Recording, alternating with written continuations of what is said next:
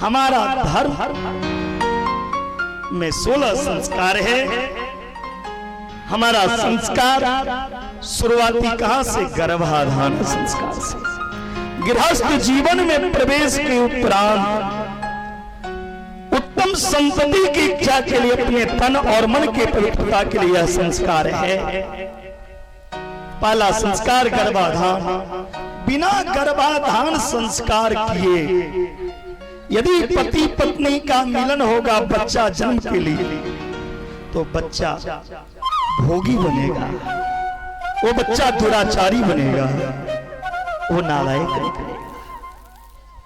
यदि बच्चा को ध्रुव बनाना चाहते हो, बच्चा को प्रहलाद बनाना चाहते हो, बच्चा को शिवाजी बनाना चाहते हो, बच्चा को श्रवण कुमार बनाना चाहते हो, तो पहले संस्कार करो, गर्भाधान संस्कार।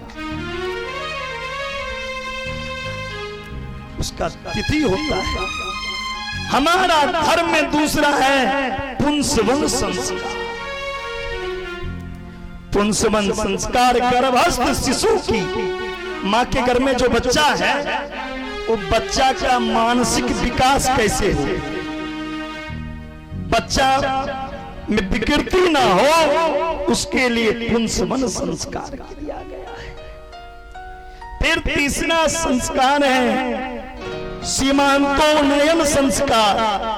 गर्भस्थ शिशु और उसकी माता की रक्षा के लिए, तो ना बच्चा को कुछ हो ना जच्चा को कुछ हो, यानी बच्चा और बच्चा के मां सुरक्षित हो, उसके लिए भी संस्कार। आज के टाइम में कितने गर्भवती बच्चा मर जाती है कि नहीं? बताओ, कितने के गर्भ में बच्चा मर जाते हैं, मरते हैं या नहीं? और कहीं तो माँ बच्चा दोनों चली जाती है। क्यों? तूने संस्कार नहीं किया रे अभागा। बच्चा और बच्चा की माँ के लिए संस्कार दिया गया है। फिर बच्चा का जात कर्म संस्कार होता है। जात कर्म संस्कार। नवजात शिशु को वेद मंत्र के द्वारा, वैदिक मंत्र के उच्चारण के साथ उसको शहद खिलाया जाता है। शहद और घी बच्चा के जीभ पे चटाया जाता है। जब तक बच्चा को शहद और घी जीभ पे नहीं चटाया जाएगा और वो बच्चा माँ का दूध पी ले, तो बच्चा कभी माँ को सुख नहीं दे सकता। पहले उसे शहद और घी चटाओ, उसके बाद ही वो अपनी मां की स्तनपान करे। और ऐसा करती हो? नहीं करती। और ये चीज कहां सुनने को मिलेगा? रंगरलियों की बाजार में या सत्संग में। पांचवा संस्कार है बच्चा का नामकरण करवाओ। अपने से नहीं, किसी अच्छे ज्योतिषी को बुलाकर। सनातन धर्म में नामकरण संस्कार बड़ा महत्वपूर्ण संस्कार। अब बच्चा का नाम भी जैसा होगा वैसा ही उनमें गुण होगा। जथा नामा तथा गुण। जैसा नाम वैसा गुण। अब बच्चा को रखोगे नाम करिया, बौका, डोमा, चिंटू, मिंटू, पिंटू, सिंटू, गुड़िया, बुढ़िया, भुटिया, ऐसा नाम रखोगी तो कल्याण होने वाला नहीं है।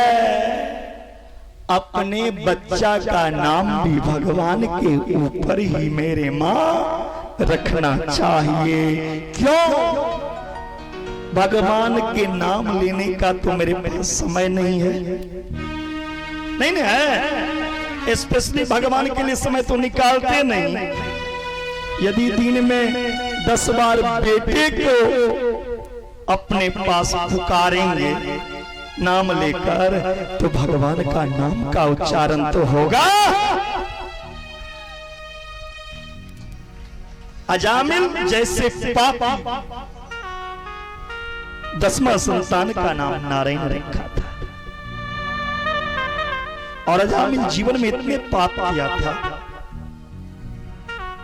ब्राह्मण होकर वेश्या से विवाह किया, गणिका से, ब्राह्मण होकर सुरापान किया, ब्राह्मण होकर चोरी की, डकैती की, अनेक कुमारगामी काम किया। जो धर्म से विपरीत दिशा में जाते हैं उन्हें यमराज लेने आते हैं। यमराज जब अजामिल जैसे पापी को लेने आया ना तो डर गया और अजामिल अपने बेटे को बुलाया, बेटा नारायण, नारायण, नारायण बुलाया अपने बेटे नारायण। लेकिन ये नारायण नाम किनका है? भगवान का। भगवान का सिंहासन डगमगा उठा। मेरा भक्त मझधार में फंसा है। भगवान ने तुरंत अपने दूत को भेजा, मेरे भक्त अजामिल को बिठा करके ले आओ। अजामिल जैसे पापी, अत्याचारी, दुराचारी यदि भगवान के नाम लेने मात्र से भगवान का धाम मिल सकता तो थलीवासी आपको भगवान का धाम नहीं मिलेगा। जय श्री राम, जय श्री राम। भगवान से बड़ा क्या है? क्या है? भगवान का नाम है। भगवान एक को तारने के लिए आएंगे, उद्धार करने के लिए आएंगे। भगवान दो को उधारेंगे, लेकिन इस कलिकाल में घर घर में रावण है, घर घर में कंस है।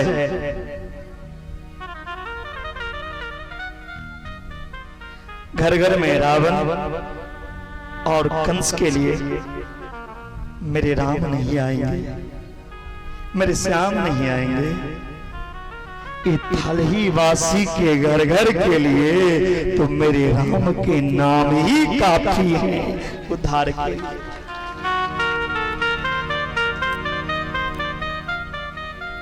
जहां रहो वहां रह के क्या करो? भगवान का नाम। जिस काज में रहो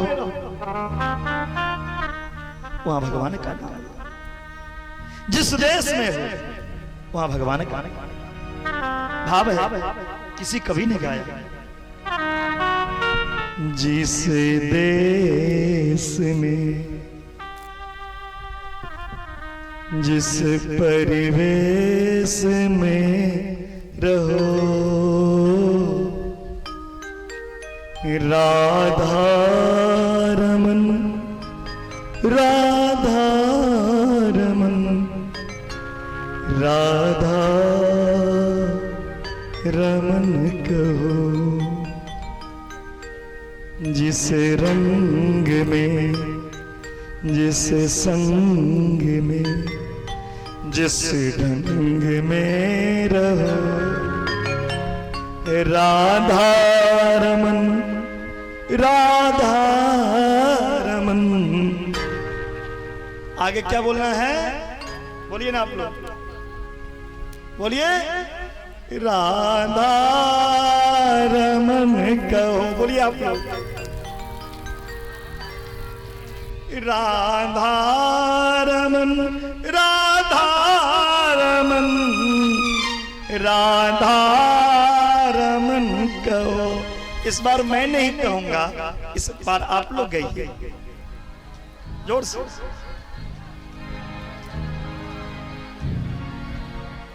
अब पुरुष लोग चूड़ी पहन लीजिए, आपके मुख से आवाज नहीं निकलती।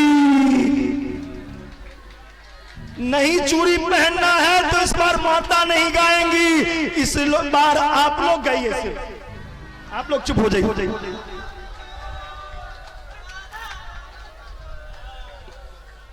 जोर से बोलिए। अब आप लोग थोड़ा सा शर्म करो, जोर से आप लोग दिखा दो अपनी ताकत, महिला शक्ति दिखाओ। और सब मिल जाएंगे तो कैसा होगा, बोलिए। और आप लोग भी मिल जाएंगे मेरे साथ। राधा रमन राधा रमन राधा रमन राधा रमन राधा रमन राधा रमन।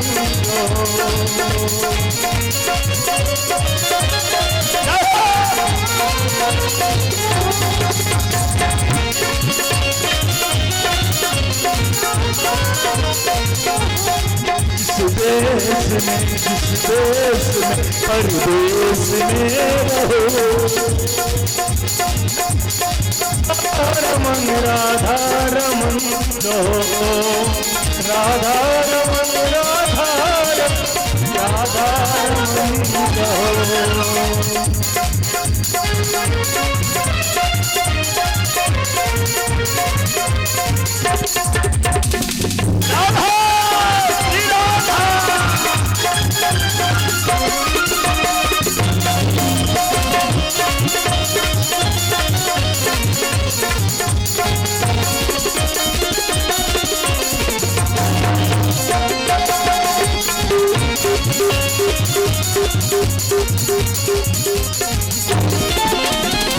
जिस रंग में जिस संग में जिस ढंग में रहो, जिस रंग में जिस ढंग में जिस संग में रहो, राधा रमन राधा रमन राधा रमन रहो, राधा रमन राधा रमन राधा रमन रहो। राधा रमन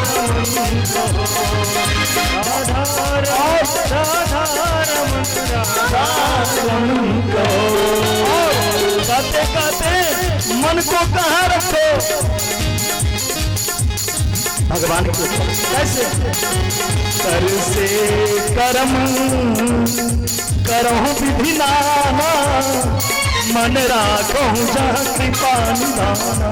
कर से कर्म करहु विधि नाना, मन राखो जहाँ कृपा निधाना।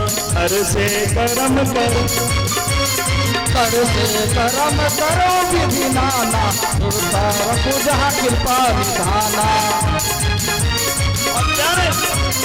उल्टा नाम जपत जग जाना, उल्टा नाम जपत जग जाना। ओहि वाल्मीकि ब्रह्म समाना, ओहि वाल्मीकि ब्रह्म समाना। कहो कहाँ लगी नाम बड़ाई, कहाँ लगी नाम बड़ाई। राम न सकहीं नाम गुण गाई, राम न सकहीं नाम गुण गाई। भगवान से बड़ा भगवान का नाम है।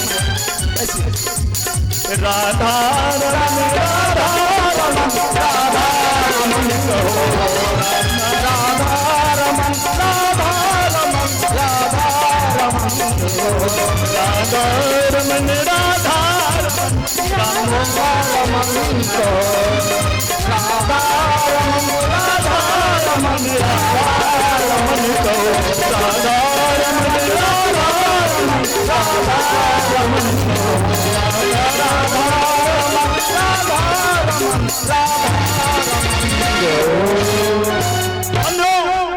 भगवान से बड़ा है क्या भगवान का नाम? तो कल से मैं जाऊंगा तो भगवान को भूल तो नहीं जाएंगे, पक्का वादा। वादा किया तो निभाना पड़ेगा, जो वादा किया तो निभाना पड़ेगा, निभाना पड़ेगा। निभाओगे ना? पक्का प्रॉमिस। कल से कितने आदमी तलीबासी नहीं जायदा तो 21 बार भी भगवान का नाम लेंगे। हाथ उठाओ, उठाइए सभी आदमी हाथ उठाइए। 21 कहते हैं और 108 पूरा दिए तो जय जय हो जाएगा। जय जय। पक्का शपथ खा के बोलो, पक्का। कैमरा घुमाइए हो, कैमरा घुमाओ। शपथ खा के इतने आदमी कल से जिस रास्ते से गुजरोगे, फोन पे किसी से बात करोगे तो क्या कहोगे? जोर से बोलिए, पक्का।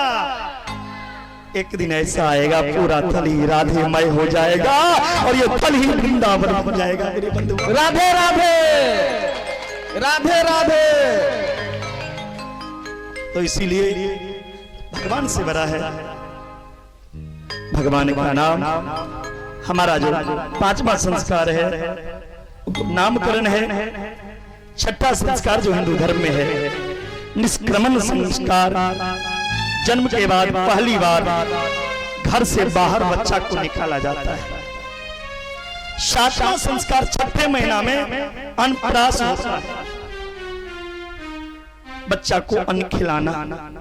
अब तो तरह तरह के toffee, chowmein, pizza, burger photo खिंचाने के सेल्फी में काम आएंगे, इसलिए खिंचा लेते हैं। अन्नप्राशन, बच्चा शिशु को छठे महीना में अन्न दिया जाता है। फिर चूड़ाकरण संस्कार, मुंडन संस्कार। फिर बच्चा को पढ़ने के लिए विद्यारंभ संस्कार हमारा धर्म में, उसका भी समय है। फिर कर्ण भेद संस्कार, कान छेदने के संस्कार। फिर यज्ञोपवीत संस्कार, वेदारंभ संस्कार, केशान संस्कार, समावर्तन संस्कार और विवाह संस्कार है ना। और दूसरा है अंत्येष्टि संस्कार। लेकिन 16 संस्कार में से 14 संस्कार को ये हिंदू अभागा भूल गया। 2 संस्कार बच्चा, ये भी 2 संस्कार विवाह आधी रात सेल्फी में बिता देते हैं। और उस विवाह में बारात में दुल्हा दुल्हन को आशीर्वाद देने कौन जाते हैं? जो पी के पहले से पागल रहता है। बोलो राधे राधे राधे राधे। दुल्हा दुल्हन को आशीर्वाद कौन देने जाते? मंच पे शराबी। अरे भैया, वो शराबी यदि आशीर्वाद देगा तो उसे क्या संस्कार मिलेगा? विवाह में कोई आशीर्वाद दे या ना दे, पर वधू को उस विवाह में एक सच्चे संत और एक विद्वान जरूर होना चाहिए, एक गुरु होना चाहिए। राम भी बिना गुरु के विवाह नहीं किए। राम को भी आशीर्वाद देने के लिए, सीता को आशीर्वाद देने के लिए विश्वामित्र वशिष्ठ जी तुम लेके जाते हो। उसमें भी पूरा रात सेल्फी खिंचाओ, आधा घंटा में विवाह करो। वो भी विवाह अब जाके अभागिनी फोन के चक्कर में दूसरे के बात में आकर के जाके कोर्ट में कर लेती है। जो माँ बाप पाला उसकी बात नहीं सुनती। 5 रोज कोई तुमसे बात कर लिया, उसके लिए माँ बाप को छोड़ के घर से निकल जाती हो। अरे जो माँ बाप की नहीं वो किसी की नहीं हो सकती।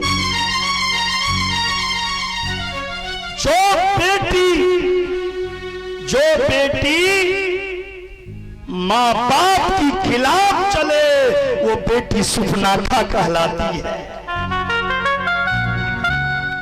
जो बेटी माँ बाप के खिलाफ चल के विवाह करे वही बेटी सुफनाखा कहलाती है। और जो बेटी माता पिता के चुने हुए पर से विवाह करती है वही बेटी सीता कहलाती है। और प्रेम से बोलो राधे राधे। अब आपको फैसला लेना है, सीता बनोगी कि सुपनाखा। सुपनाखा नहीं बनना चाहिए, शिकायत नहीं सुनना चाहिए, माँ बाप को छोड़ के दूसरे के बात में आके भागे, ऐसा नहीं होना चाहिए। कोर्ट में विवाह होने लगो तो संस्कार कहां से आएंगे? संस्कार विहीन मत बनो। और अंतिम संस्कार है अंत्येष्टि श्राद्ध संस्कार। श्राद्ध भी लुप्त हो गया, बेटा माँ बाप पिंडदान करना भी नहीं चाहता। गीता में लिखा है लुप्त पिंडोदकम क्रिया, कलयुग आते ही लुप्त हो जाएंगे पिंडदान। और जब पिंडदान नहीं होगा तो मरने वाले का शरीर कैसे बनेगा? वही प्रेत बन के भटकता रहेगा मेरी माताओं। इसलिए माता पिता का कर्म लुप्त नहीं होना चाहिए। हमारा हिंदू धर्म में 16 संस्कार है, उसे बचा करके रखिए। बोले सनातन धर्म की जय।